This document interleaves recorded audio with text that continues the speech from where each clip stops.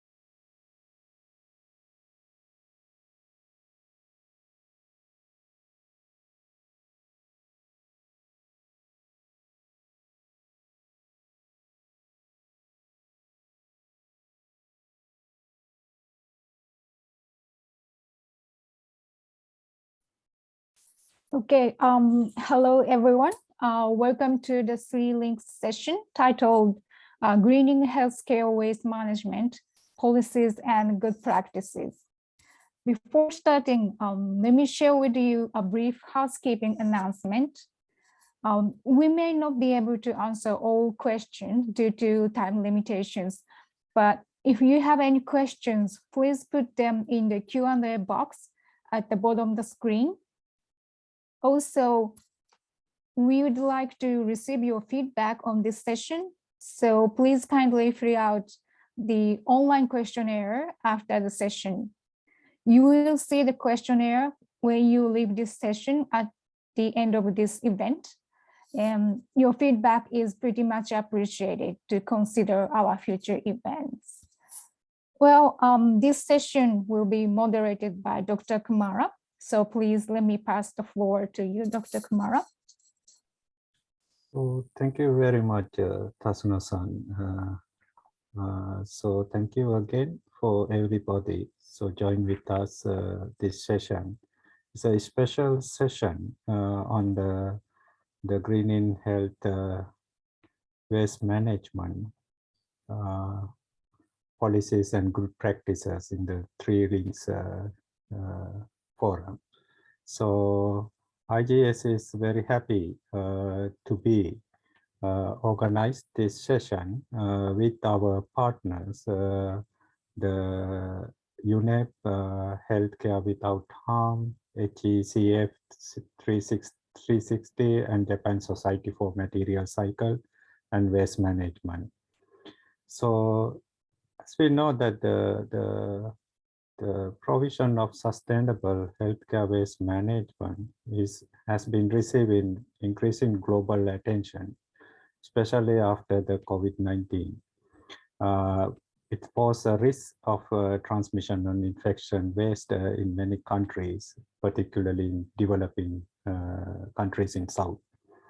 So also we found recently a lot of new knowledge products are coming and then showing us not only pollution and health issues, but also the climate impact of the healthcare waste management. So, but at the same time, lack of infrastructure, inadequate budget, supportive policies, and the capacity gaps. We also found that it is a difficult task for the local and the national governments to achieve environmentally sound healthcare waste management systems. But promising. So at the COP26, we found more than 50 countries have also came forward in coming with new agreements, so creating low carbon, climate resilient and healthcare systems. So all these make the importance of this subject today we're going to discuss. So actually, IJS also, as a research institute, partner with our partners today, join this seminar with us, publish 3 important knowledge products within this month. So one is we work with UNEP in publishing a rapid review assessment in the healthcare waste management in Kenya and Ethiopia, and also we work our partners, Healthcare Without Harm, HCWM 360, in the case studies, good practices in Nepal, and from Japan Society for Material Cycle and Waste Management in Japan healthcare waste management systems. So we found all this work is partner with our partners. UNEP ITC is mainly support for us with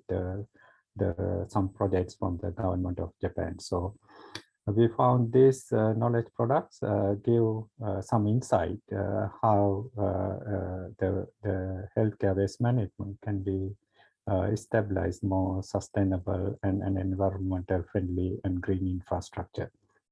So for that, we have very quite a good team of experts from the researchers, practitioners, international community, and business enterprises who are working on this subject today with us to discuss this topic and share their experience and their views on this subject, how we can create a sustainable healthcare waste management system at every level, from the healthcare facilities and also local government level and the national policies. And we're looking at how these activities can be finally can be impacted for the global commitment. So in that sense, without not taking much time, let me introduce our first speaker, Ms. Ruth Stringer.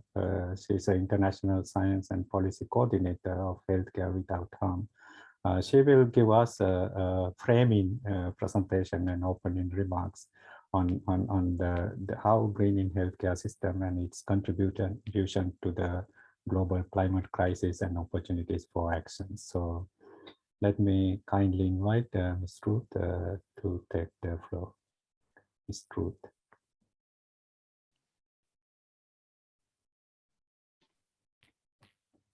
Thank you. Will you show the slides? Should I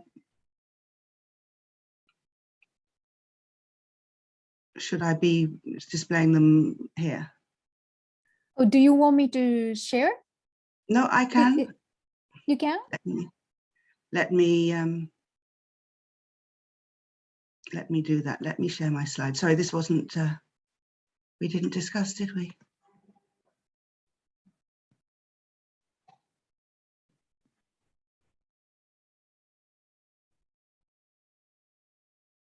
Do you see my slides now? Yes, thank you. Thank you. Well, thank you, Premakura-san, for the welcome, and thank you to everyone for the opportunity to speak here today. I want to just give a little brief framing about this, because healthcare waste management is a subject that, until COVID came along, many people weren't really familiar with, but it's something that we rapidly became aware of. With the start of the pandemic and the sudden concern that people needed PPE. But at the beginning of the pandemic, lots of healthcare facilities started to classify all waste as infectious. This was a couple of notable countries were Italy and China, who were hit hard early on in the pandemic. And because there was huge concern about the spread of this new and at that point not so well understood virus, everything changed to be infectious, which meant that they had a 6-fold increase in waste overnight that required specialist treatment. In other words, perfectly functional waste management systems simply couldn't cope. And this ended up with having to send infectious material to municipal landfills and incinerators that weren't designed to treat it. Huge amounts of it also reached the environment, and we can see that Dutch researchers here have documented hundreds of different incidents of wildlife being entangled, choked or smothered by PPE, and particularly masks, as you can see, masks and gloves. The amount of it used was astonishing. In the UK, for example, the first 6 months of the pandemic, used 3 billion items of PPE, and that was enough to reverse the National Health Service's ongoing efforts to reduce their carbon footprint. For the first time in years, their carbon footprint went up because of over 100,000 tons of carbon dioxide directly related to this use of PPE.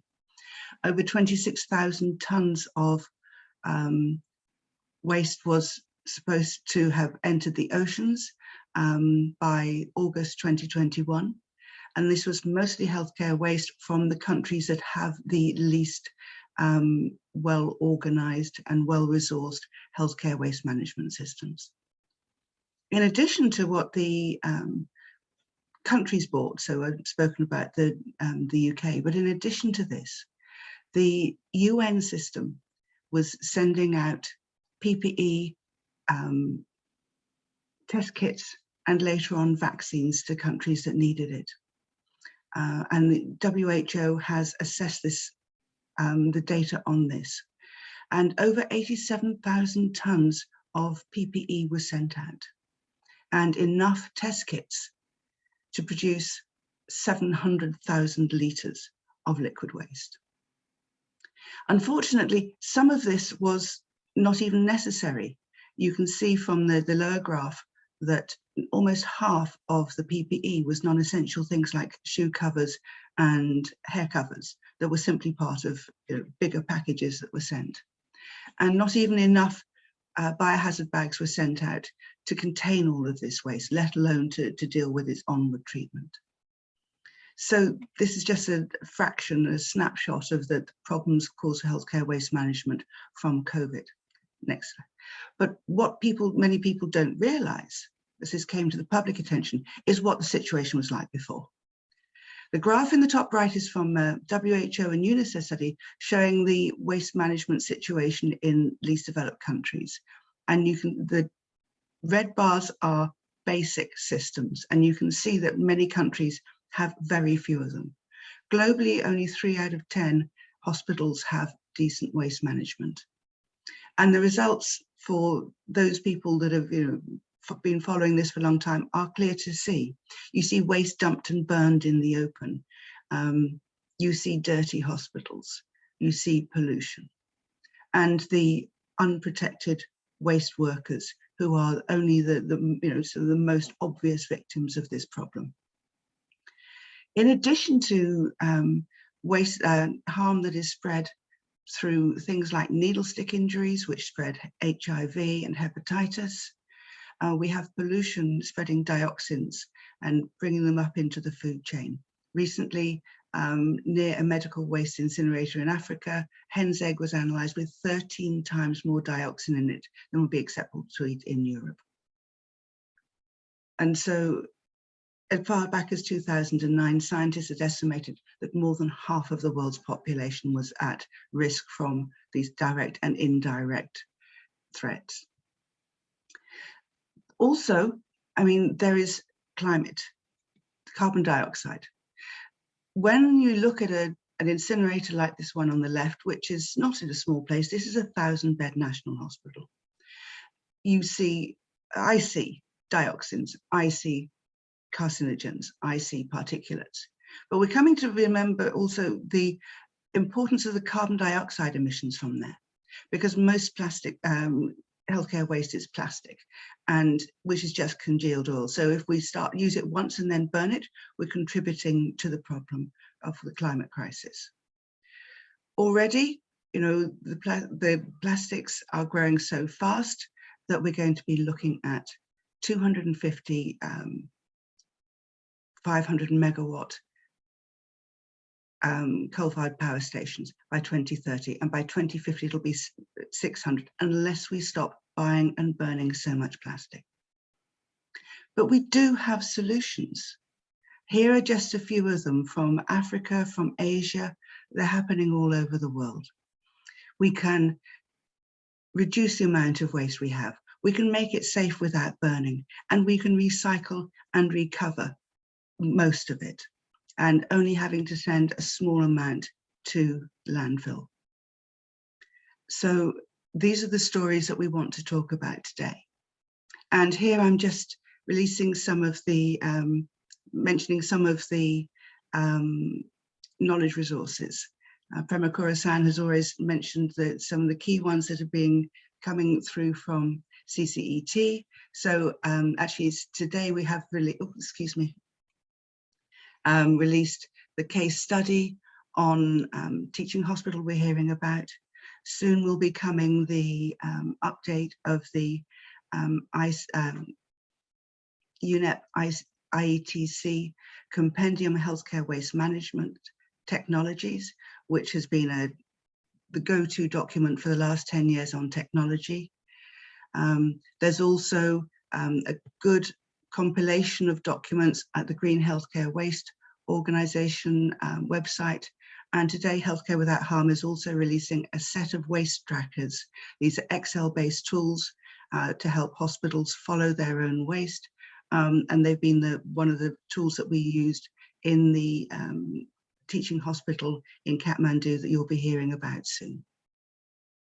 So I just want to follow up with this, saying that we've got solutions, technical solutions. We have good knowledge resources.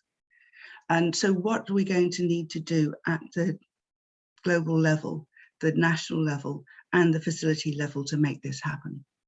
Well, we've already talked about the climate crisis, and 50 countries at Glasgow, at the COP in last year, agreed to come together and to make their healthcare waste their healthcare more climate smart. Waste is an important component of that.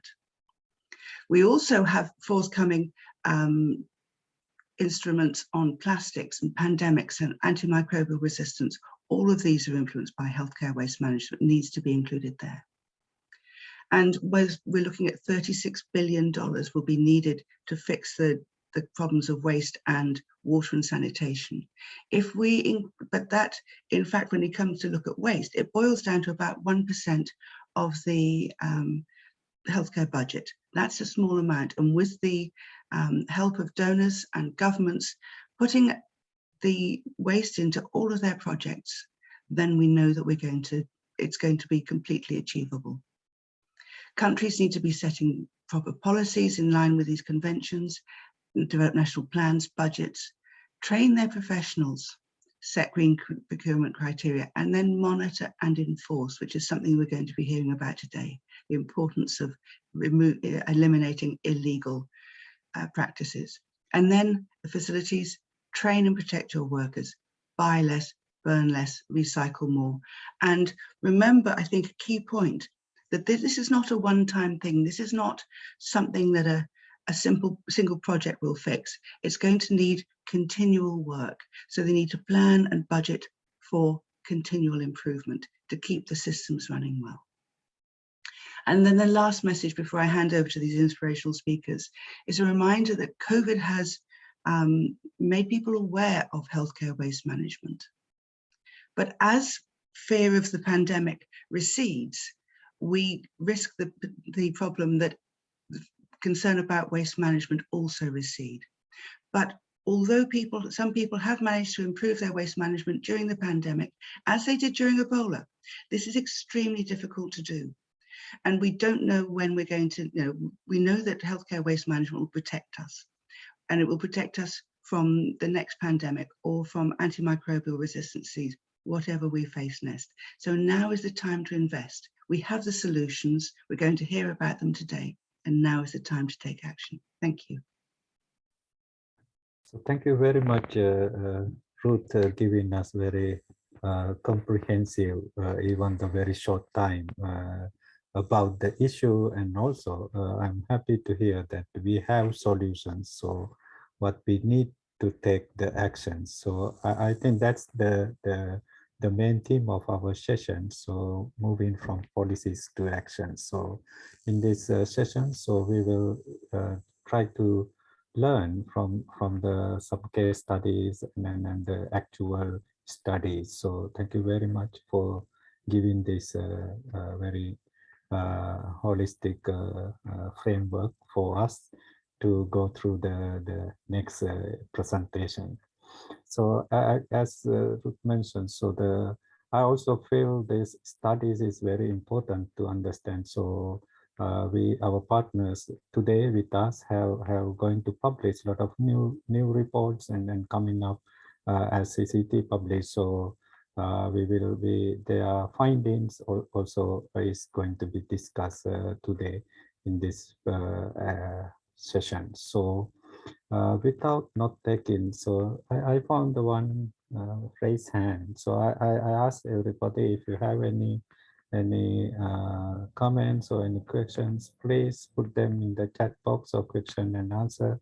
Or if you raise hand, I will try to take as much as possible because we want to keep this more live rather than just a presentation. So I found one, Aksha, raising hand. So whether she want to ask anything quickly or it's her make a mistake in her raise hand.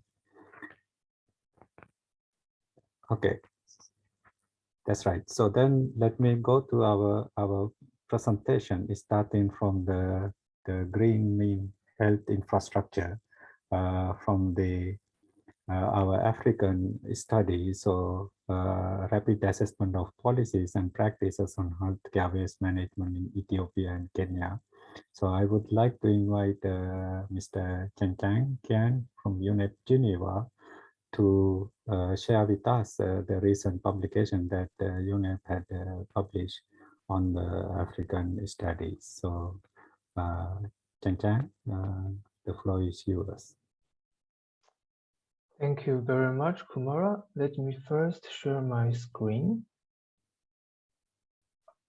Okay, seems like... Yes, let me ask Ruth. Ruth, can you close the screen?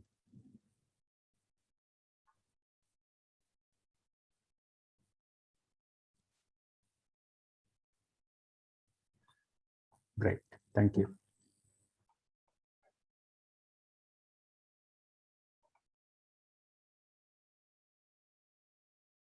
Do you see it now? Yes, we can see. Okay, great. Well, first of all, thank you, Kumara, for convening and moderating the event. Also, thank you, Ruth and Kumara, for setting the scene on the waste, pollution, health, and climate nexus. I'm absolutely honored to be here in the panel with all experts across sectors and countries. So in the next 10 minutes, I will be sharing our approach and findings from the project. Well, Before that, I would like to also send my special thanks to Mr. Makoto Tsukiji under the leadership of Kumara, the whole team developing this report, and also special thanks to Mr. Lelisa Daba from Ethiopia and Mr. Evans Kitui from Kenya, who offered great help and input to our study. Mr. Evans will be sharing also his view from the national perspective later. The impact of COVID-19 has put a strain on healthcare systems throughout the world. As a result of the pandemic, the increasing number of medical waste generated and the energy and water used in healthcare facilities can pose further risks to the health of the people and the planet and diminish the hope for rapid recovery. Since the beginning of the pandemic, UNEP has been working with countries to raise awareness, build capacity, making policies, and developing infrastructure for the sound management of healthcare and medical waste in the emergency phase through mechanisms established under the Basel, Rotterdam, and the Stockholm Conventions, among others. Meanwhile, science showed that the planetary crisis of climate change and nature loss is one of the driving factors for an increasing number of zoonotic diseases over the years. UNEP has also been promoting nature and climate action to prevent future pandemic. Helping countries to build back better is another important component of UNEP's COVID response. Investing in sustainable and resilient infrastructure can create green jobs and stimulate an inclusive and green recovery. Addressing these complex and intertwined crises needs systems-level and integrated approaches, building upon a number of similar initiatives. For example, the WHO on climate and resilient and environmental sustainable healthcare facilities. Our principle of so-called greening health infrastructure is to encourage all stakeholders, including but not limited to healthcare institutions, government authorities, private companies, and individuals to work together to reduce the negative impacts of the healthcare sector on the environment, ecosystems, climate, and health, and ensure that healthcare benefits the people and the planet. It takes a holistic view and promotes green and digital technologies to increase the sustainability and resilience of health infrastructure. Furthermore, adequate budget and capacity are key to fill the investment gap in social infrastructure as such, to promote health, well-being, gender equality, bringing wider benefits to communities. So internationally, some good practices have been adopted at different scales, saving money, environment, and eventually more lives. For example, the IFC-funded program EDGE promotes green hospitals across continents with resource efficiency targets, saving budget for better equipment and personnel. UNDP's Solar for Health initiative in Africa installs solar panels in health infrastructure, providing cleaner and more stable energy supply. Netherlands' Green Deal on sustainable healthcare sets targets on carbon emission, circularity, pharmaceutical wastewater, and living and working environment. So the list can go on, and I'm sure experts in today's panel will share more examples later. So our project on greening health infrastructure in Ethiopia and Kenya assess the policies and practices from national and local authorities, healthcare facilities, healthcare waste management companies, informal sector, and communities to identify challenges and opportunities from environmental and health, socioeconomic, technical, and financial aspects. So we conducted secondary data collection or desk review on baseline information, law and regulation arrangement, institutional arrangement, and financial arrangement for healthcare waste management in Ethiopia and Kenya. So you can see on the right part of the screen is a non-exhaustive policy documents that we reviewed from Kenya.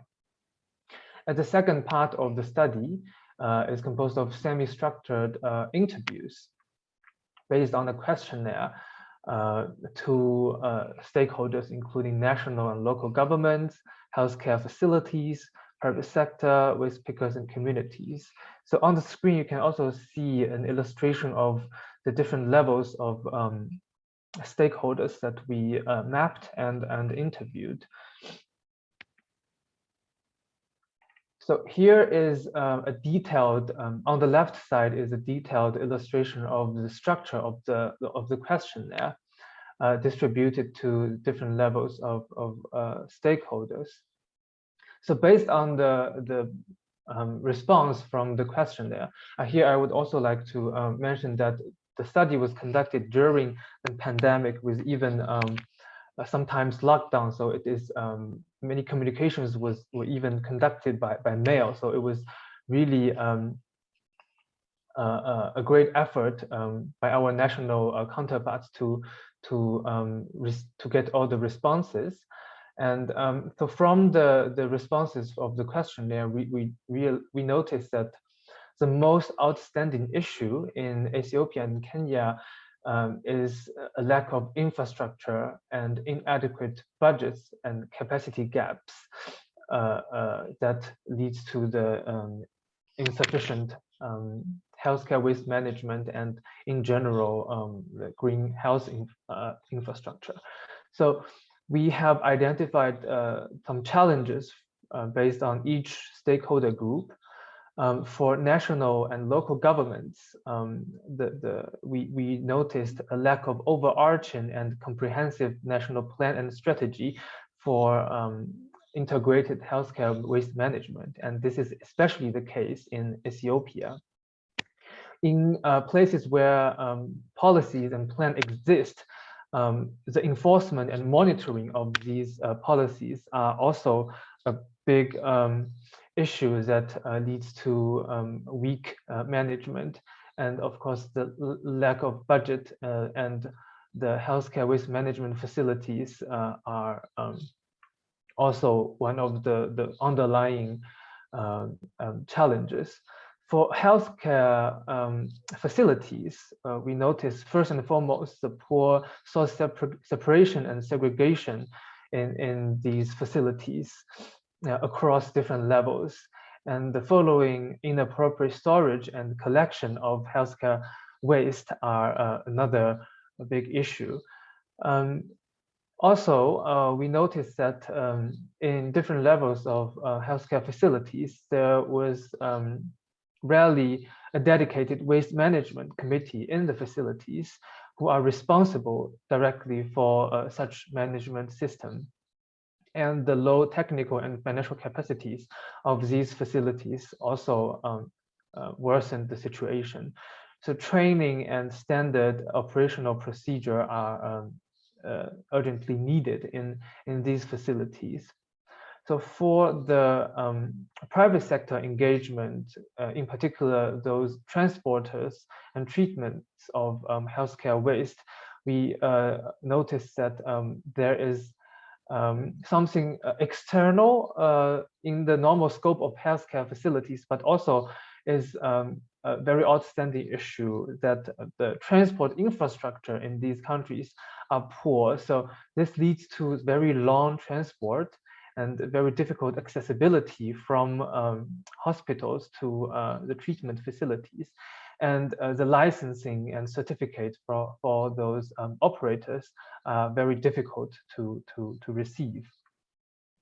So for informal sector, namely the recyclers and waste pickers, and also the nearby communities, we noticed that the population group are extremely vulnerable because of lack of PPEs, because of low wages of these workers. And awareness raising activities and trainings to these two major groups are also urgently needed. So of course, this list is not exhaustive. here is just a selected list of most outstanding challenges, but they also mean opportunities for countries. So we framed our recommendations based on 4 major aspects. The first one is environmental and health.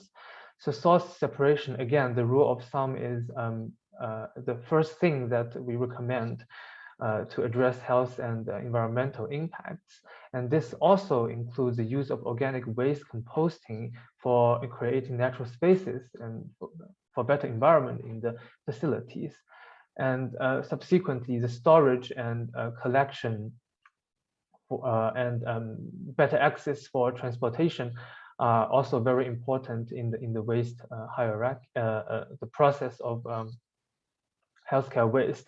And standard operational procedures with necessary kits and reporting systems on accidents needs to be developed in on-site.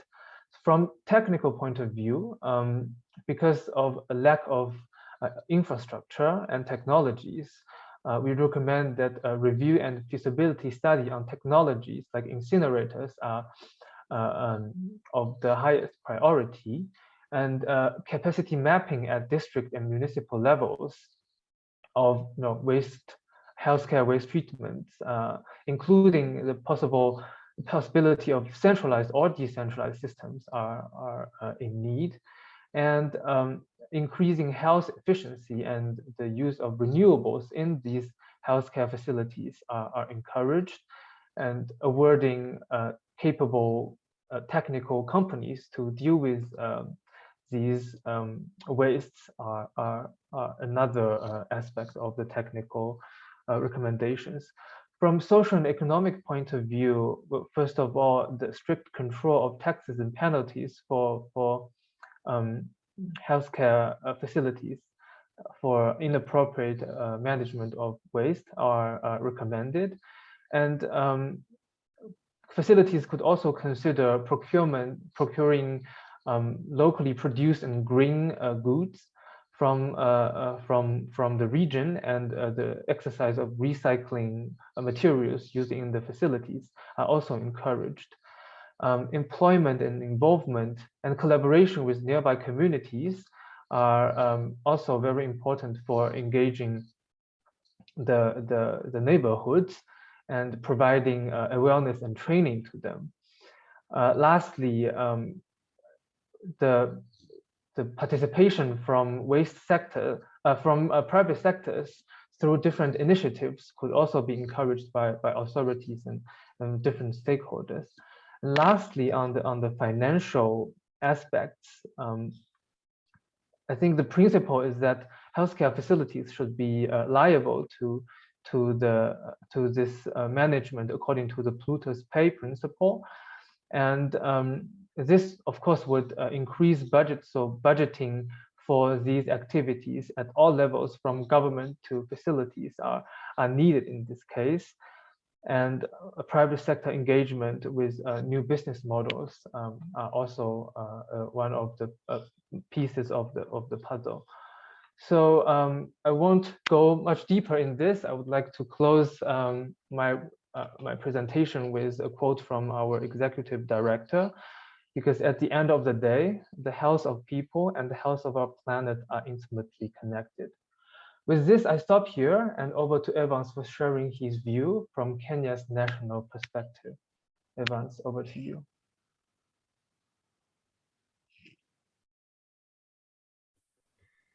Thank you very much, Chen, for bringing this up. It was a very interesting project that we took advantage of to carry out. And I think you've mostly said what we found out. You've done a good job at the presentation. I don't have much to add other than just to come in through the 2 questions I was asked to highlight. And I will use that mainly just to explain a few things. Now, I was asked to comment on the importance of integrating formal and informal sectors within the healthcare waste management.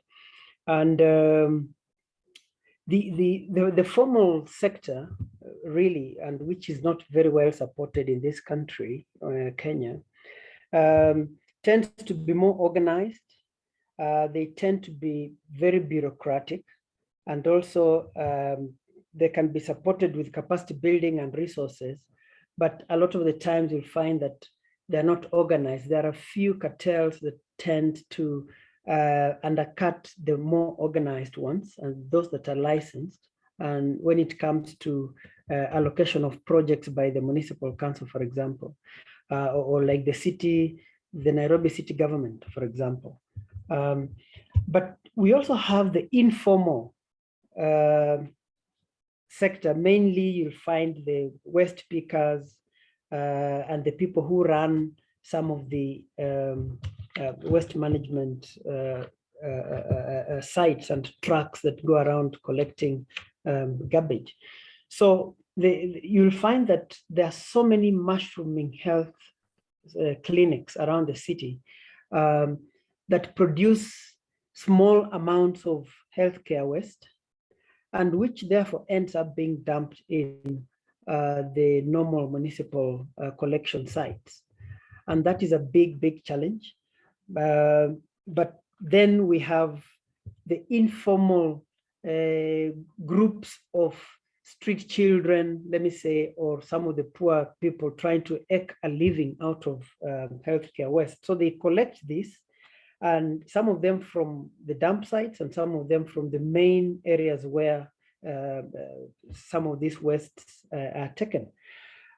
Since they are very fast in doing their work, they are very organized among themselves. Some of them have come up with small self-help groups to which they contribute monies every week. You know, they give themselves a target. Everybody must bring so much money into the group. And so they end up being able to use that money to help themselves. And some of them informally give loans to themselves, and somebody pays back with some interest. And these loans are derived from some of the activities that they implement.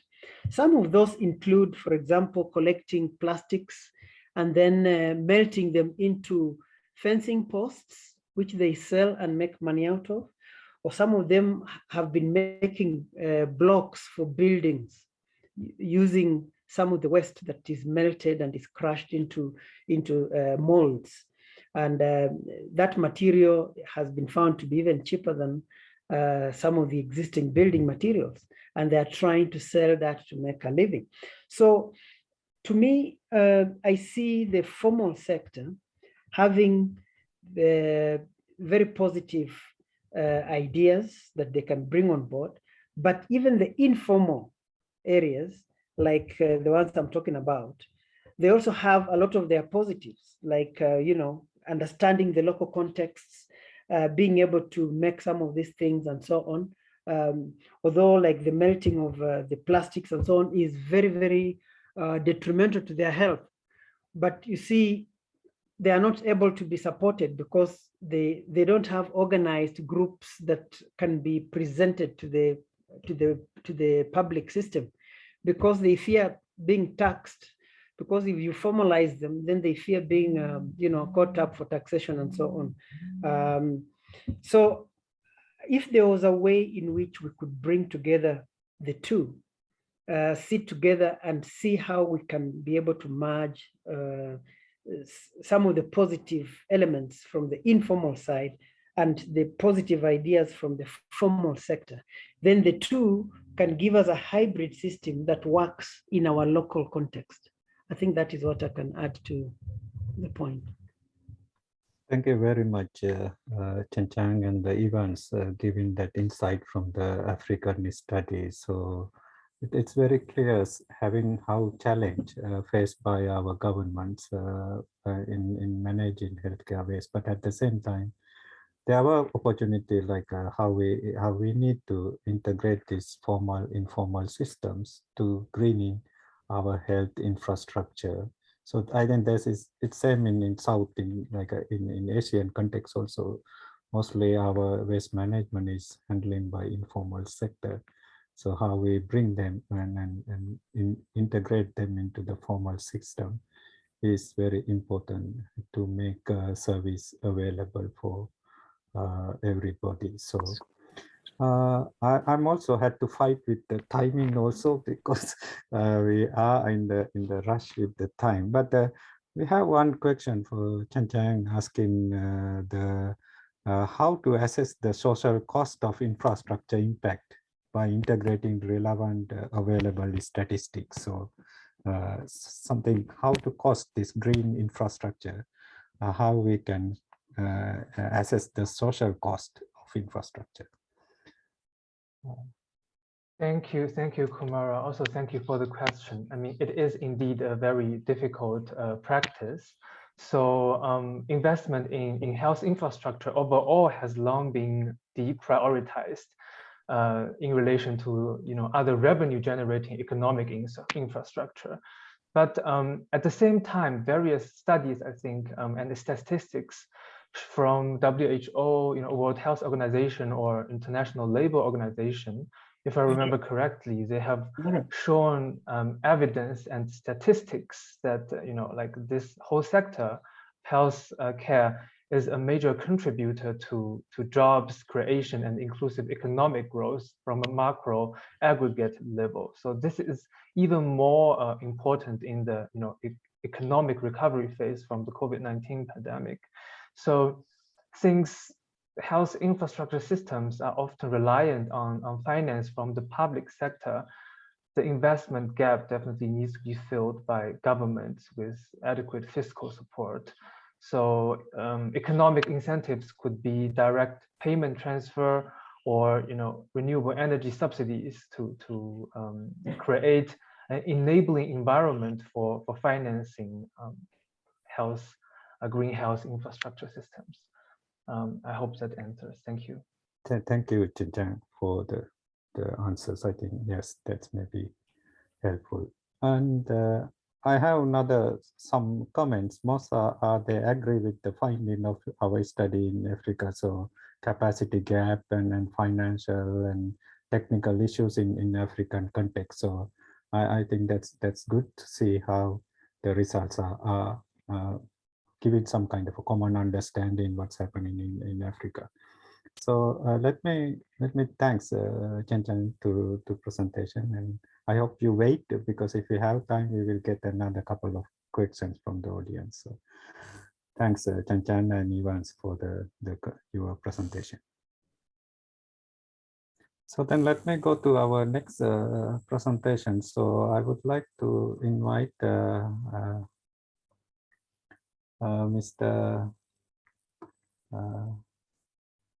Mahesh Nakami from the Executive Director, HCWM 360 Nepal.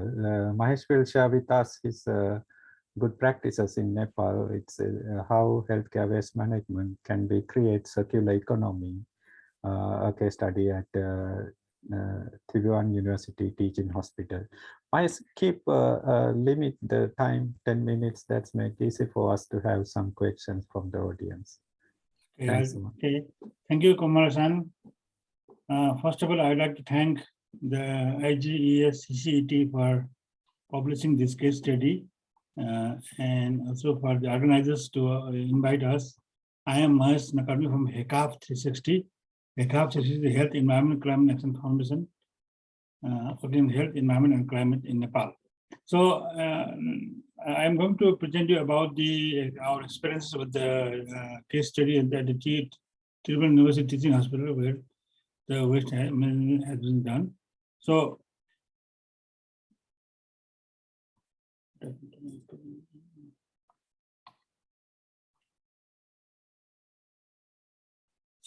let me talk about this project. This is a university teaching hospital where there is more than 700 beds, and it's a big academic center in Nepal, one of the biggest one. So we have a government of Nepal is supporting the projects, and there's a partnership with the WHO Nepal with providing technical advice as well as the monitoring the progress and also the monitoring the evaluation of the project. And we are here, HECAF, Health Environment Prevention Foundation, is the main NGO who is implementing this along with the TU Teaching Hospital. So our international partner, strategic partner, HCWM, is our international NGO who is helping us provide guidance on this project. So this is our partnership. When we started this project, actually the hospital has a incinerator. This hospital is built by the Japanese government, the JICA project. It is around 25 years back. And from the beginning, they have installed an incinerator by the Japanese incinerators. And all the waste has been incinerating in this hospital. And it is the hospital is being bigger. Now the incinerator is catching up with the ward because the nearby buildings are there now, newly built buildings. So it is there is a high risk of air pollution and also as the infection also. So beside that, there are other like one of the corner of the hospital is being collected all these recyclables. So this is the actual scene of the hospital before we start the implementation.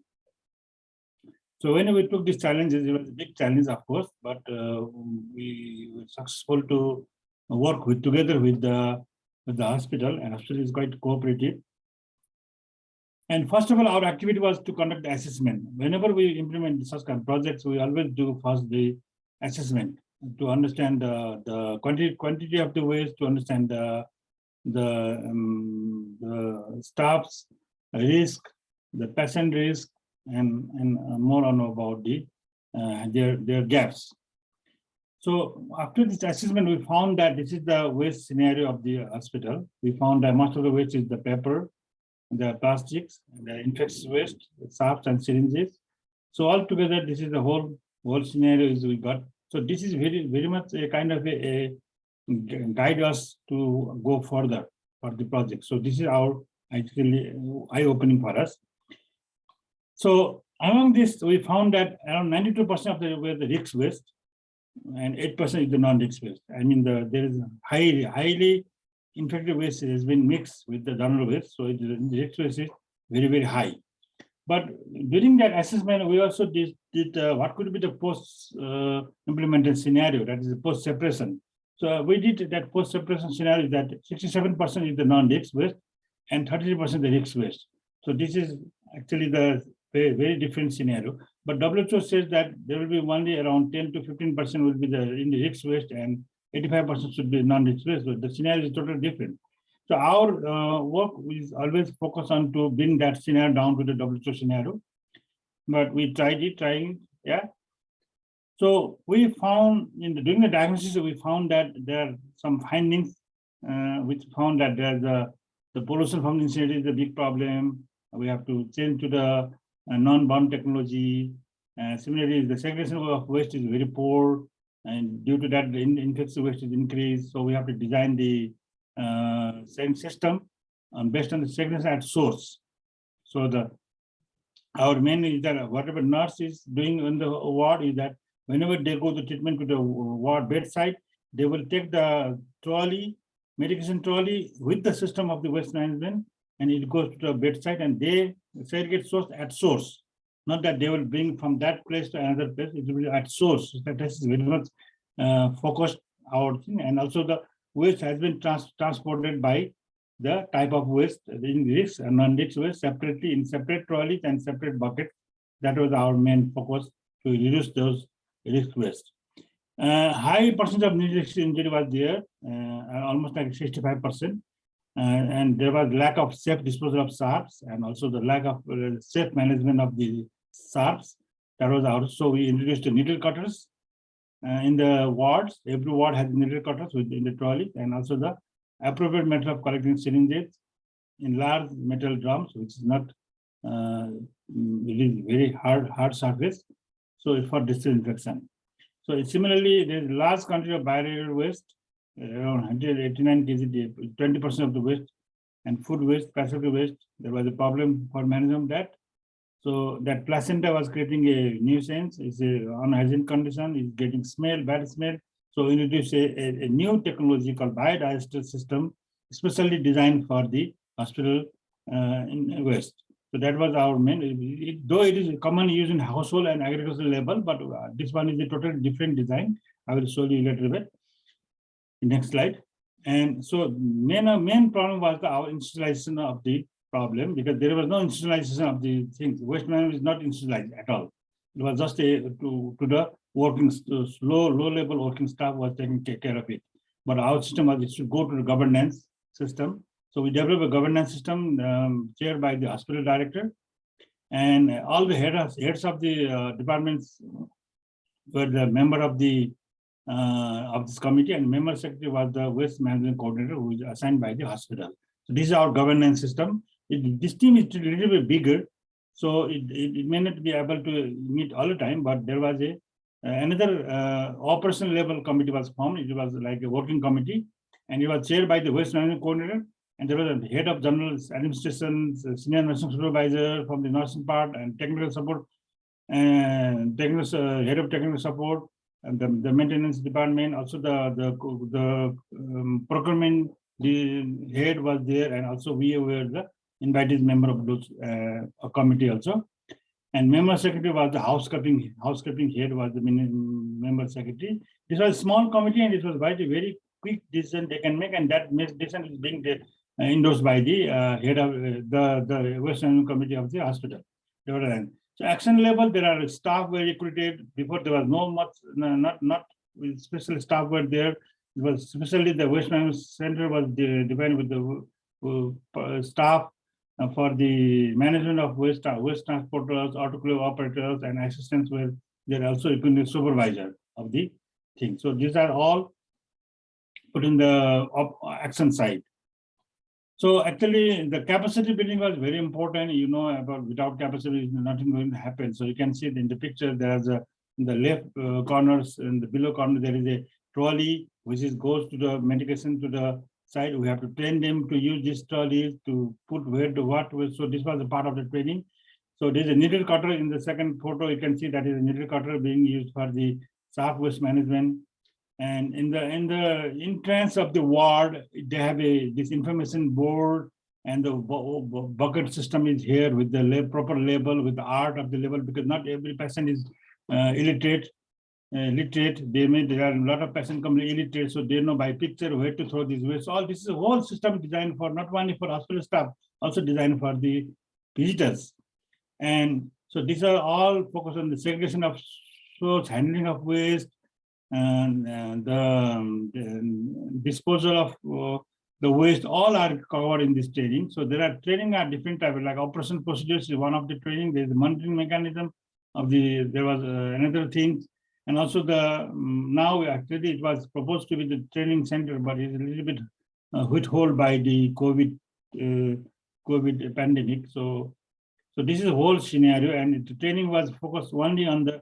Not only on theoretical part, it was 50% was 30 and 50%. One day training was divided in two parts. One is 50% was for theory and 50% was for the practical session. And the main important was in the infrastructure, because we have to develop the waste management center. Otherwise, it always goes to the corner of the compound. You know? So we have to ask for the land, and we build this waste management center. Hospital has built this center on our design, and actually waste management center is, you can see this building is have a two entrance. One window to go to risk waste, where it is only risk area, red area is only for risk area. You can move after the autoclaving, the waste comes out and goes to the green area, which is the storage of the waste. You can see very clearly about it. So this is what. And the blue area is the office area, where there is the office room for data entry, the store, to put some logistics of the waste management. There's a tea room, where in the tea room they are using the biogas from the same facility. The gas is they are cooking the food over there. So this whole complex was designed. So in the out of the building, you can see in the left side there's a two-chamber digester, digester 1, digester 2, which clearly shows that digester 1 is for pathological waste to put, and from digester 1 it goes to digester 2, and the organic waste will be added. And then all this go to digester 2, it just process, and then outlet will come. So from this to a gas outlet, the gas is produced and it is used in the cooking purposes. So this is needed cutters, you can see. This is a transportation trolley separate for general waste. This is for risk waste, separate trolleys, and this is the building which is designed. It is built by the hospital, and hospital is one this. So there's a CCTV also there. There's a whole thing is there. So, and this is autoclave we use for the. This is a pre-vacuum autoclave, which is especially designed for the healthcare waste management. And this is the waste storage area where it is being stored all the store area. And this is the biodigester. And actually, regarding talking about the circular economy, yes, I'm finishing it. Circular economy. Yes, please. Circular economy, you can see that there is in the first graph there are two bars, the left bars. It is so the during assessment. In the right side after implementation, you can see almost same figure is come out. 34 and 61, 1% is different. Similarly, the waste collected, you can see the graph is high. Even you can see it is a very and you can see the waste sale from we are selling, we are earning money almost like increasing every time. You can see this is the whole second thing. I don't want to go in detail about it. This is just a recommendation for the healthcare facility what we have recommended. Also, we have a recommendation for the national and provincial government based on this. And I'm just going to the last slide. This is about the critical factors, which is requested ABC for the success. So we have done awareness and advocacy in the beginning. Very nice. We are going to the hospital director was quite positive. He used to bring our team with our previous project site, and we discussed a lot about this. A lot of advocacy session has done. He has visited many other sites also. So we build a partnership with the. You can see in the beginning slide there are many partners. The government is partner, the WHO is partner, and the teaching hospital partner. We are HECA is partner. Also the healthcare program is a partner. So we build a partnership over there. And capacity building, I spoke about it already. I told you about it. It's very important. Then the direction is direct intervention. Intervention is very important. In the other project, what happened is that you have a problem, you try to solve through third mechanism. This is not there. This is direct intervention by the hospital, and we are part of it. And there's empowerment of the team. The team is having empowered every day, every week. The team is being very, very powerful. And fund management during after this thing, the government has provided fund for the hospital to build a system. So the fund was not a problem. So all these are possible due to good governance on the waste management side. We call it waste management governance. That's very important, which we did. So this is the success critical factors: A, B, C, D, E, F, G. So all 7 letters are important for this project. So this is what. Thank you. Yeah, please, this is mine. Yeah, thank you. Yes, thank you, Mahesh. And yes, I know you want to say a lot of things, so because it's a very good case study. So I think so. My colleagues also, Hayashi joined with us because she also coordinated this case study with Mahesh and Truth. So one day we want to document this case study to share with others. So I think Mahesh has nicely summarized what is the key factors for the success of locally managed healthcare waste management system. So Hayashi-san, you have 1-2 minutes. So if you want to add something, how this case study can be used by the other cities who are joining this meeting. So. Okay, thank you, Kumara-san. Actually, this case study is very, very successful case in Nepal. And then one thing that could support this project was the government regulation, which was really supportive, meaning that the government has regulation that allows the people to recycle the plastic waste, even including the waste from the healthcare facilities. So we still know that there are some countries that prohibit the recycling of plastic waste coming from the healthcare facilities. But in case of Nepal, that is allowed. So that's one of the reasons that could facilitate the recycling of the plastic waste from the healthcare facilities. At the same time, because this hospital is located in the capital of the Nepal, so recycling company is available. And then at that time, when the project was implemented, the plastic, especially the plastic the value of the plastic was quite good, so that the recycling industry was profitable. But we also understand that there are some countries or some moments that the plastic value goes down, then the plastic recycling doesn't go proceed smoothly. In that case, probably in that case, the government subsidy or certain support, the financial support could be needed. In Nepal, we do not have the EPR system yet. That's extended producer responsibility. But in the case of Japan, for example, we have the EPR system in place. So those the fee coming from the private sector can be utilized to support the recycling activity. So this kind of thing, yes, supports the better waste healthcare waste management in Nepal. Yes, thank you. Thank you for that. It's important that having like Chan Chan mentioned earlier, holistic system. So the policies should be supportive to this operation of the local facility healthcare waste management. So thank you, Hai-san and Mahesh for there were a couple of questions for Mahesh, especially detailed one. How is this biogas thing? But I saw Ruth has answering them on the chat box. So I think we can go to the next presentation. And if we have time, we can give some time to Mahesh to a little bit explain further. So thank you again, Mahesh and Hai-san, for your presentation.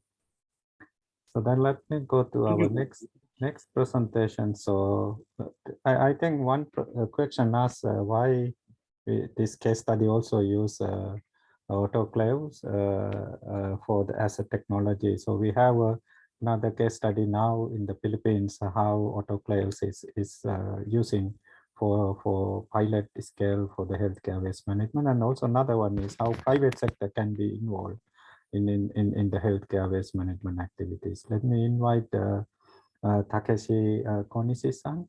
He's a senior managing director. Good, it's a Japanese company now working in the Philippines. So he will share with us their pilot experiment in introducing non-burnable technologies to handle healthcare waste in Mandaue City. So Konishi-san, please go ahead. Hi, hello. Thank you very much for inviting me, Kumara-san, and I just staff. I'm sorry to ask, keep 10 minutes.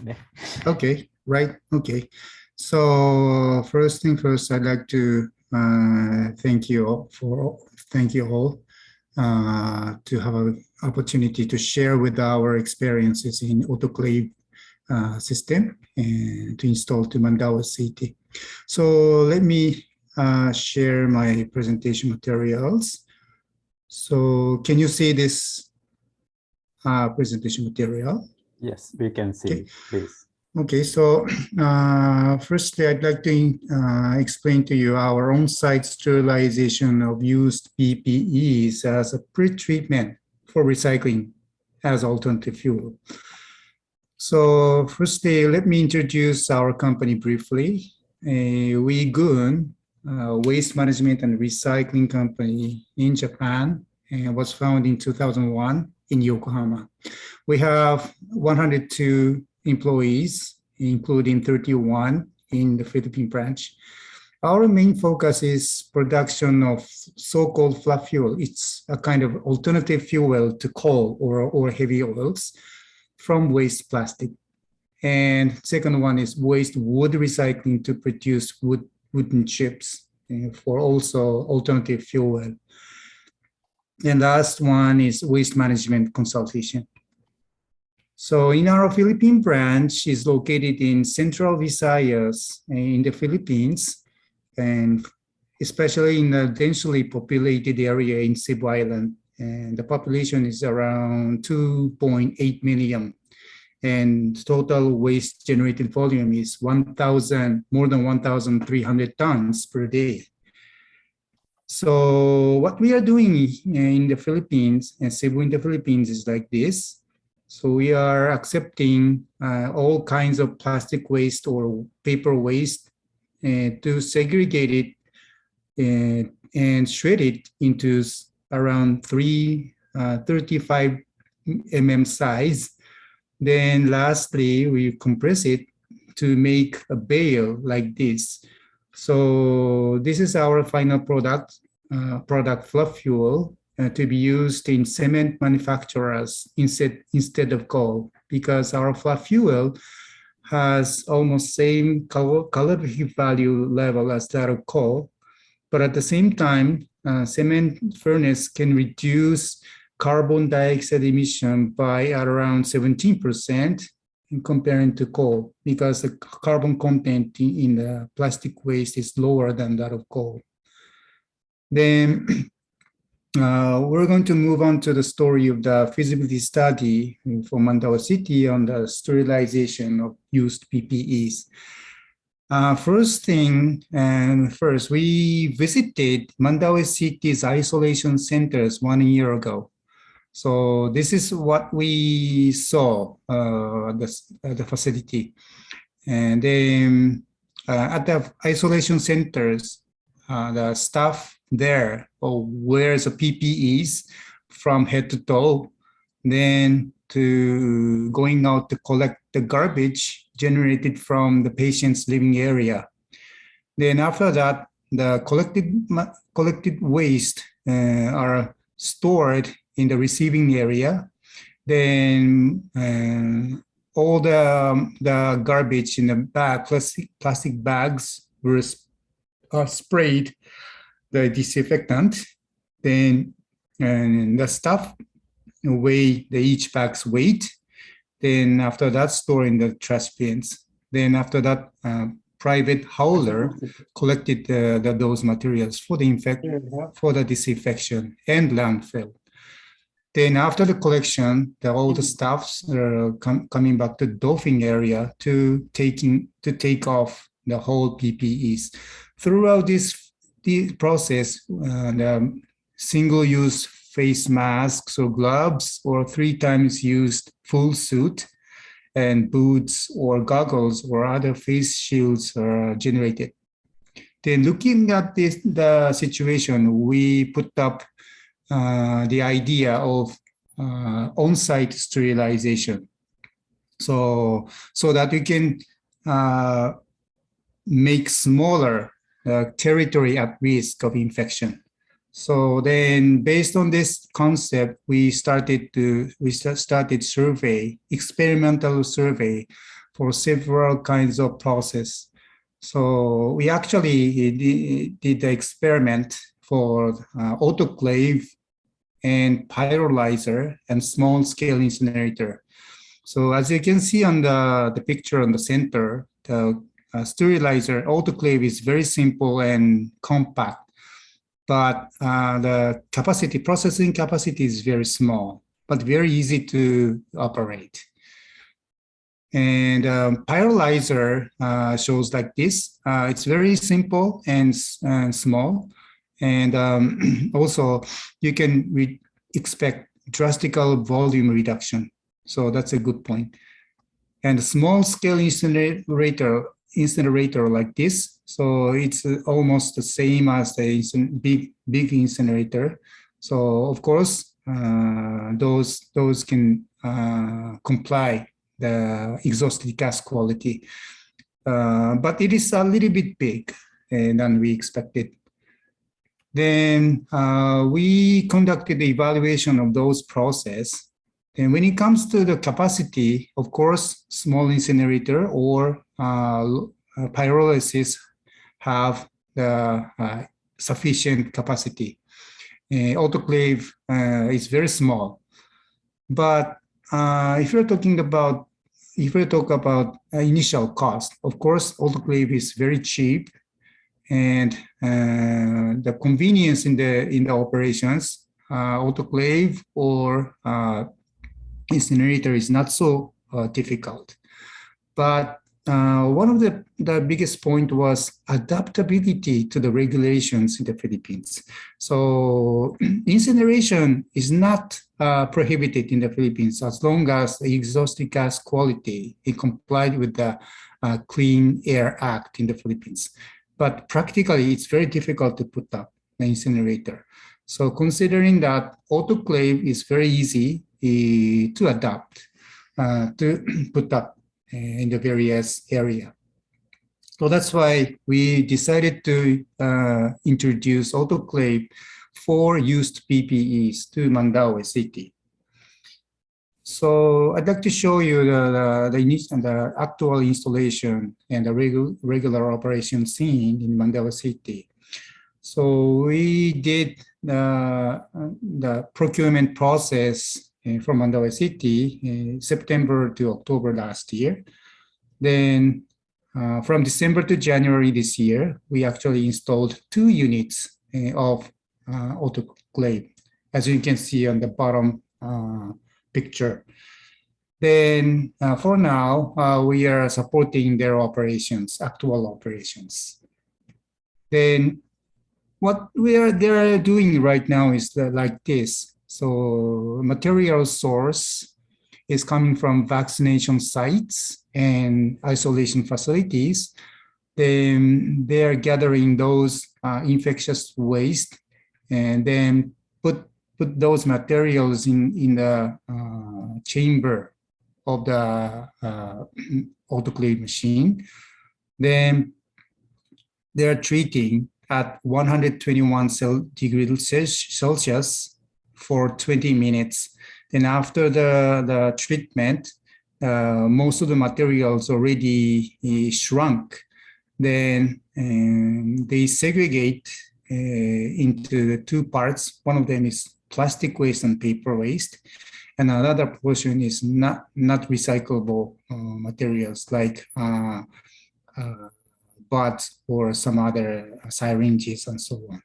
Then for the sterilized plastic materials and paper materials, they actually started recycling through our facility since Thursday last week. So by doing so, they are not they don't need to ask the private haulers to pay very expensive cost. Then instead, they can sterilize on site using autoclave. Then after the sterilization, they can handle very easily. That's why they actually started to deliver the sterilized materials for us. Then through this process, as I explained to you just a moment ago, you can reduce the territory at risk of infection by introducing the autoclave machine. So looking at the whole the waste management system in the Philippines, most of the materials, most of the garbage, except recyclable materials like PET bottles or cartons or metals, have been landfilled in a mixed fashion. Then, since 2018, the Mandaue City started to divert the plastic waste from landfilling to recycling, fuel recycling through our facility.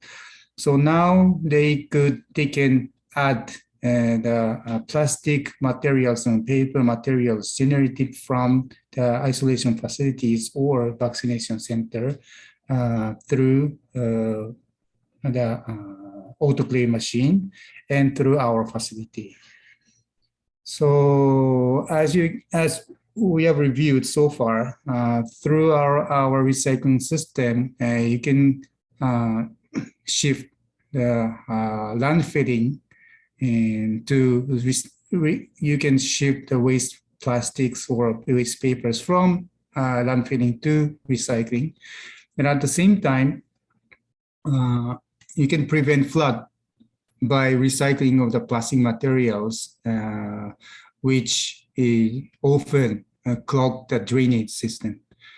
And also at the same time, by utilizing our fuel instead of coal, so you can mitigate global warming and carbon dioxide emission reduction. And lastly, we can create job opportunities for local people. So that's what we are now doing in our facility and project. Thank you very much for kind attention. Thank you very much, Takeshi-san, for sharing the experience in the Philippines. So there were a couple of questions related to how to identify the technology issues. So I think we have also Misato-san from UNEP ITC. So they are now updating the technical book, Compendium for Technology Treatment of Healthcare Waste Management. So I wonder whether Misato-san can make some inputs how we can identify practical technologies, any tools or methods that we can use in identify, because Takeshi-san also show how they evaluate different type of technologies before they use autoclaves. So Misato-san, do you have anything to add on identifying these technologies based on your current work on this component? Yeah, thank you very much, Kumara-san. We are updating, as Kumara-san mentions, the compendium of technologies. In that new upcoming publication, we have SAT methodology, Sustainable Assessment Technology methodologies, to identify the sort of suitable technologies. Yeah, so hopefully that will give us how to identify relevant technology. But I just like to emphasize that the preference should be given to non-burn treatment technologies that do not produce dioxins and greenhouse gases. And also, as Mr. Konishi just highlighted, the non-burn treatment allows creating opportunities for recovering and recycling. And this is also the take from WHO and UNEP and other international organizations, as well as Stockholm Convention's guidelines. They are all giving a preference to non-burn low heat treatment technology, such as autoclaving or continuous steam treatment, and also low heat treatment process, and some chemicals and biological treatment process, such as alkaline hydrolysis, and they also have a low environmental impact. So these environmental impacts should also be given priorities when you're selecting the technologies. Thank you, Kumara-san. So thank you very much, Misato-san and Konishi-san, so sharing this the experience in the Philippines and insight how we need to consider in selecting technologies, because this is one of main points. So what I learned, so each technology have a cons and pros. So how to decide, it's based on the local capacity, local systems. So that is very important. So I think that's what for the success of the projects, how we adapt to the local situations of these technologies. So thank you very much again for sharing your experience. Thank you very much, Kumara-san. So then let me go to the final presentation. So we have another case study from Japan, because we see like this is very important. Especially we found the policy and the regulation should be implement and enforce and monitor. So in that case, this final case study from Japan, we document how Japanese law enforcement on illegal dumping and illegal treatment of medical waste in Japan. So that's some kind of a lessons that the other countries can learn. So may I invite Miwa Tasuno-san from Program Coordinator of IGCCT to share this case study. Tasuno-san, please limit the time as much as possible. Time. Yeah. Thank you so much, Kumara-san. Let me share the PowerPoint slides. Hope you can see it now.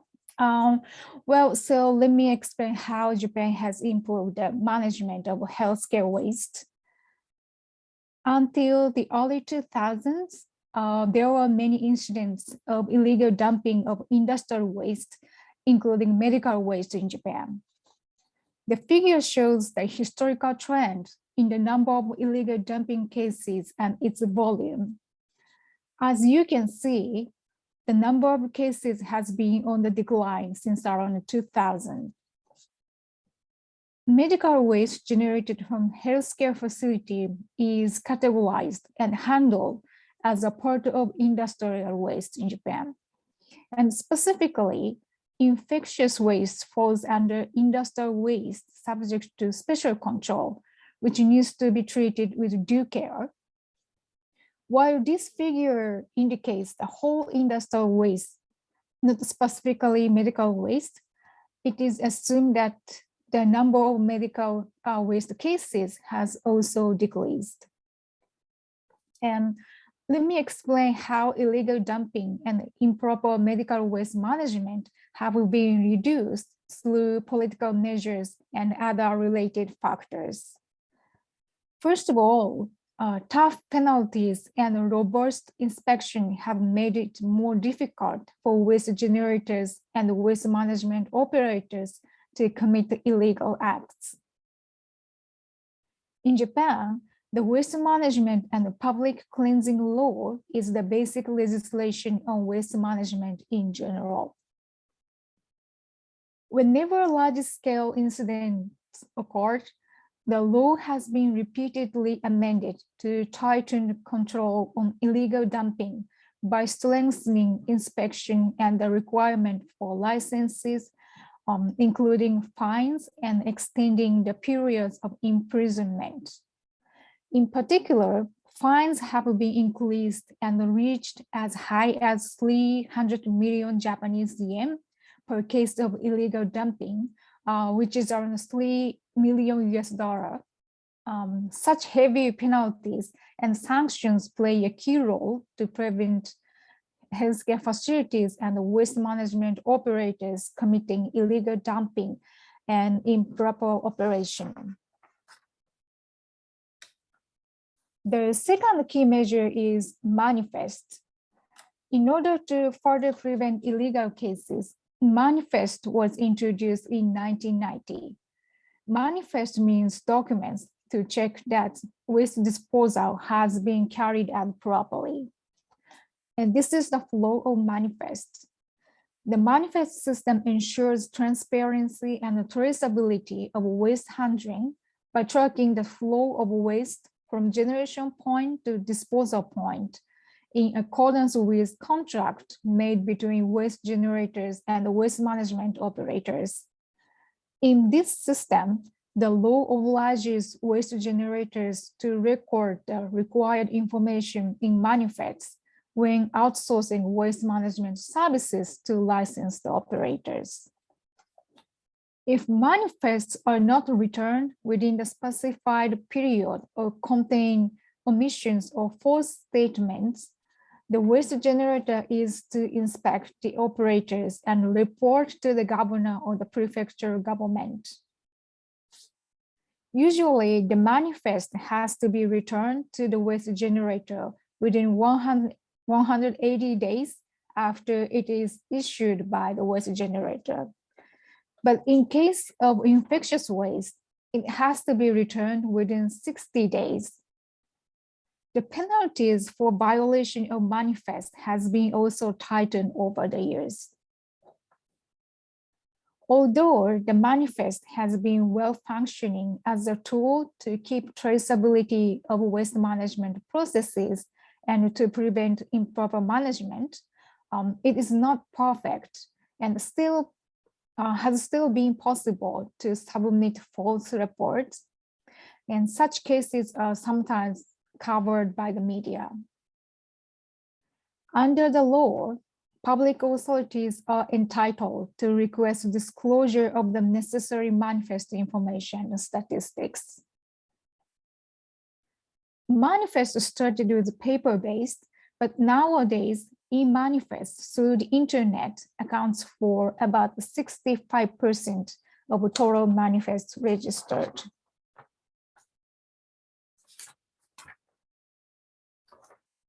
Then next, I'd like to show the important roles and responsibilities of actors involved in medical waste management.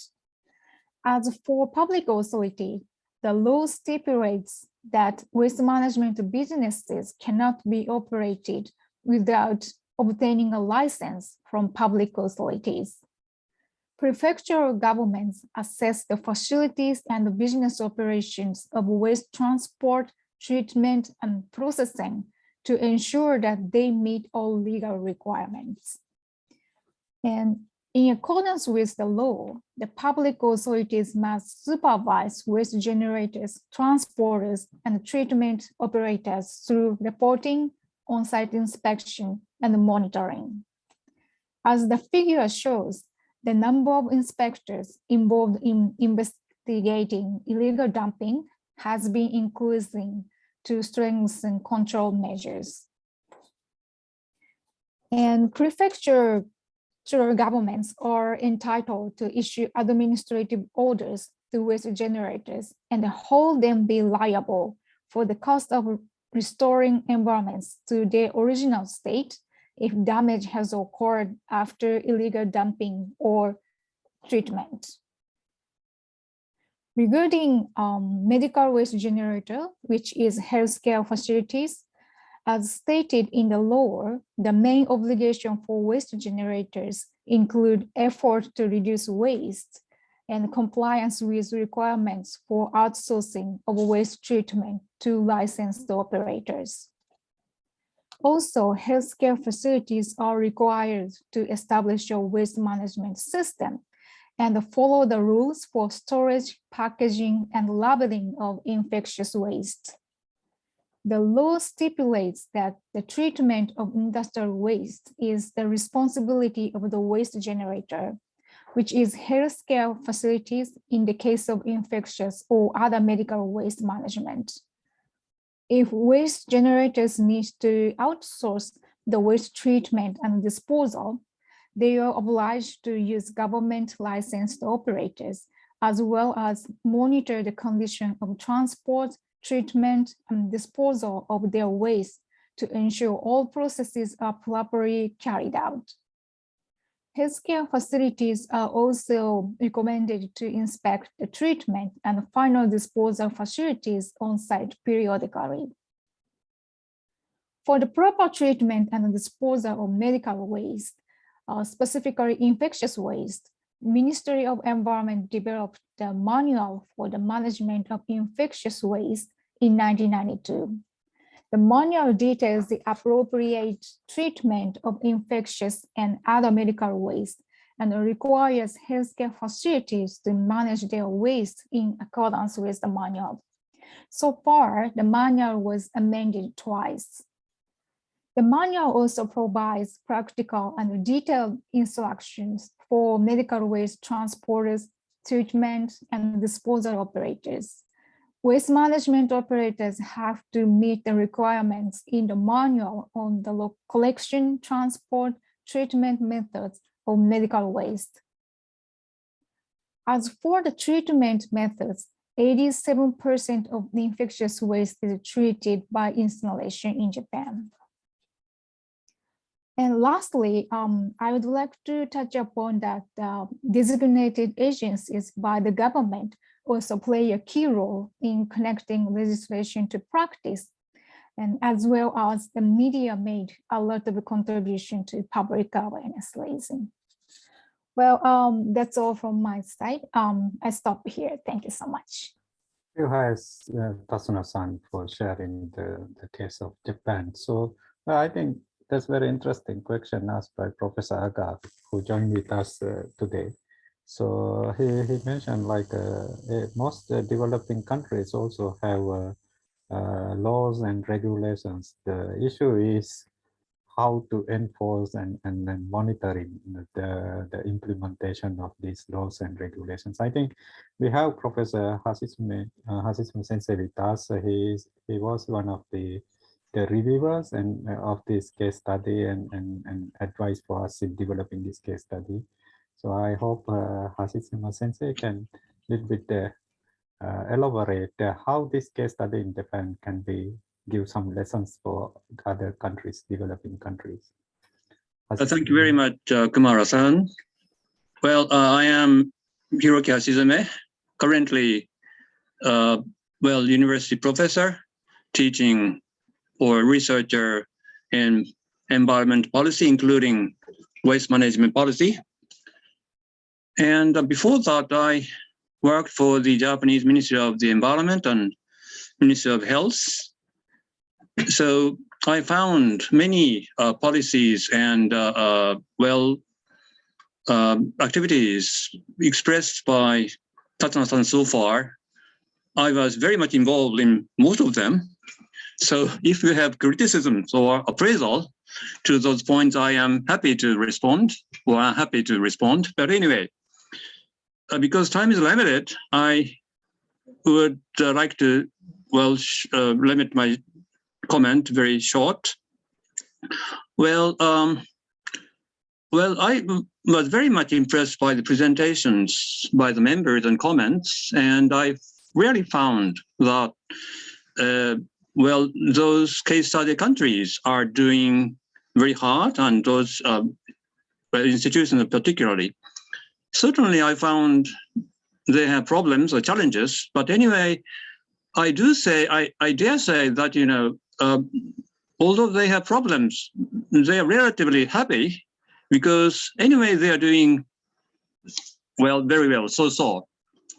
I would say there are many, many countries and many, many institutions where healthcare waste management is very poor or almost non-existent. And the experiences that we had in Japan may be helpful, I hope.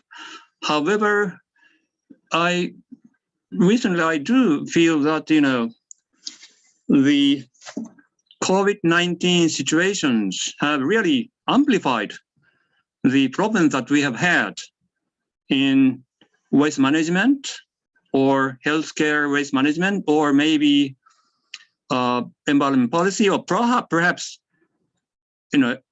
any country, any problems, including maybe, say, poverty or gender or whatever. So in the case of healthcare waste, certainly some countries are suffering from, health risks.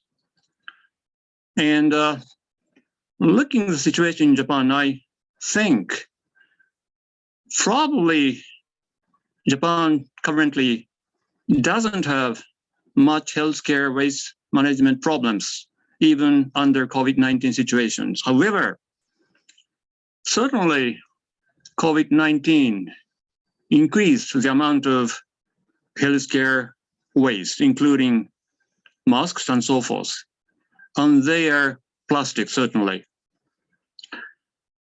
Well, as far as I understand, waste management problem in this country, in Japan, is recently, recycling, reduction, because Japan has a very small land area. We don't have much space to be used for landfilling. That is a very major reason for Japan's heavy reliance on incineration, as you all know.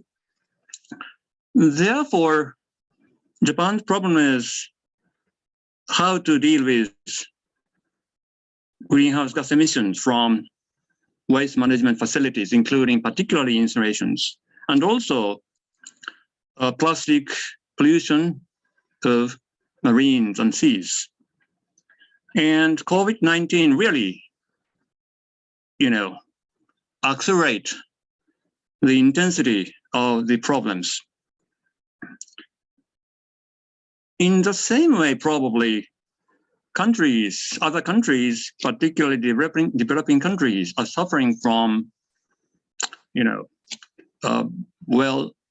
sound management of healthcare waste. And I have to say, because the problems that we have had are amplified, probably, unfortunately, we don't have silver bullets. I think we have to work on further to substantiate what we have been doing so far in every country. I would say, if there is something that Japanese experience can tell or can advise to other countries is, well, you know, the presentation by Tatsuno-san is a legal or guidelines and so on. Yes, it is. However, what I think what is most important is capacity building part, and also institutionalization or formalization of members, I mean healthcare workers, and also waste management business operators and waste management workers. So probably well, certainly the situation may be different from country to country, but I would say Japan's experience in institutionalization or capacity building may be a kind of hint. And I would say the point is, well, close communication or close education or collaboration with those members are particularly important. Thank you very much. Thank you very much, Hasitsuma Sensei, for this comment. So this is very valuable for when we're learning how Japanese experience can be bring to the other countries. So thank you very much. So I think we almost finished our session. So what we learned this today is the green and health infrastructure is very important subject, like Hasitsuma Sensei nicely summarized. So there is no solutions like a fix to every country, but what we can do is there is lessons from what we shared today. So these experience lessons you can access from IGS CCT website or our partners website. These reports are available, so you can learn and you can join with us to further document the knowledge. So CCT IGS very much happy to work with all of you in that exercise, because this should be continuous process and sharing experience, learning each other. So this need to work both formal and informal sector, and also policymakers and practitioners and the research community. So I think in that case, that's the way we can find solutions for this issue to work on. So I want to take this opportunity to thank all our speakers. And I have one request from our administration. So to take a photo of all the speakers, may I kindly invite our all the speakers to make their cameras on, so then I'm sorry, my camera is not working. I don't know what to talk I about. am sorry, Mahesh, for that issue. So Yes. now we can see you. Hey. Yes. Somewhere, good. So Tasuno-san, so can we take one photo Sure. of all our speakers? Yeah. How about Evans? Can you open the camera? Maybe not. Who? Evans. I think Evans, you are in a position that we can open the camera. Great. Oh, great. So okay. We are happy to see you. Thank you too. Hope to get your photo. Yes. All right. So let me take a photo. And also, yes, also, please go ahead. Okay. 3, 2, 1, smile.